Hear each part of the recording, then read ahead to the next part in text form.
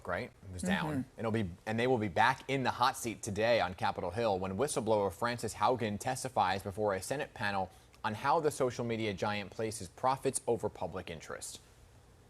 The thing I saw at Facebook over and over again was there were conflicts of interest between what was good for the public and what was good for Facebook. And Facebook over and over again chose to optimize for its own interests, like making more money. When they got rid of civic integrity, it was the moment where I was like, I don't trust that they're willing to actually invest what needs to be invested to keep Facebook from being dangerous. It's really been a rough couple of days for the social media giant, which suffered a global outage yesterday that impacted 3.5 billion people worldwide. Roger Cheng is the executive editor of the technology site CNET. He joins us this morning to explain what exactly happened and what we can expect to come out of today's congressional hearings. Roger, good to see you. Thanks for having me. So, I have to say, for one, it was refreshing to have all systems down yesterday. It was like people went about their lives and weren't so glued to their phones for once. So, obviously, all systems down: Facebook, WhatsApp, Instagram. Can you explain in layman's terms what exactly caused that outage? Yeah, so this appeared to be a self-inflicted wound by Facebook. The company made some tweaks to its code which interrupted the traffic between its data centers. And more simply put, the changes broke how the systems talk with each other, and as a result, computers couldn't find Facebook on the internet. This outage had way larger implications than moms and dads trying to post pictures of their kids on social media. So what other services were impacted? Yeah, we oftentimes relate to Facebook through those, pics of our meals or our kids. Exactly. But really, there are a lot of services that rely on Facebook. For instance, like in India, it serves as its internet, right? In a lot of places where coverage is not great, businesses rely on its marketplace. Politicians rely on systems for its political campaigns. And there are just a number of different services that rely on Facebook.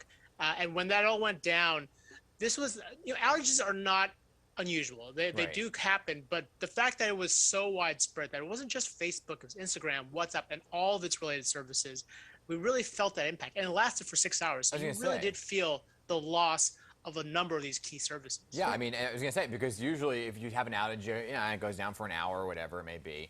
But this really had widespread implications here. I even saw people were saying, I can't log on to other websites because I use Facebook as my login to get into other websites. Anyway, has it been ruled out that hackers had anything to do with this?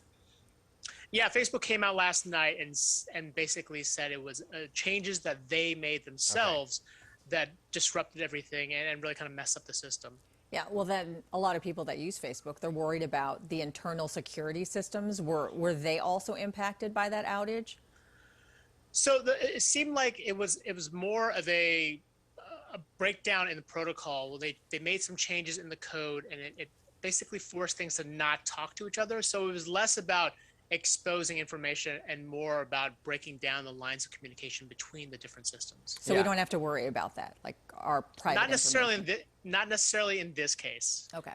Yeah, I don't know too much about the inner workings of firewalls and whatever can prevent these things, right? But what does an outage like yesterday and the extent of it and the time it lasted really reveal about technical infrastructure? And again, I ask you not to get too technical when you describe it.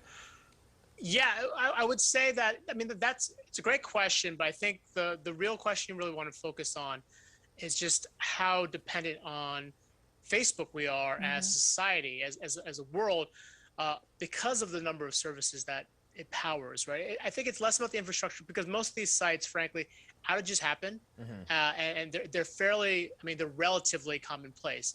And when it does, we at times celebrate or relish the break. But what the outage, especially this long outage, really did was remind us of just how dependent we are on a single company. And I think that's a question that lawmakers have been asking Facebook: is this company too powerful? Do they own too many of these critical services? God, it's a question we should be asking ourselves. Yeah, right? really. Why are we so reliant on this darn thing? My Exactly. goodness. Well, aside from the massive outage yesterday, Facebook's really under a lot of scrutiny for its lack of self-regulation when it comes to misinformation, which then, of course, brings us to Frances Haugen's testimony on Capitol Hill today. Could we eventually see federal regulations on social media platforms? Yeah, I think the question is less if, but when. I think everyone is on the same page about social media needing regulations. Even Facebook has gone on the record and said that it's supporting regulation. Now, the big question is what those regulations will look like, because Facebook right now is taking a driver's seat and steering the conversation and steering what some of those regulations will look like. So whether or not we actually get laws with real teeth remains up in the air. Yeah, I mean, we've been talking about that for quite some time, right? So I think you're right, spot on with it's when, not if. Roger, really appreciate you. You're welcome back anytime. I like how you describe things. Thanks for being here. Thanks for having me.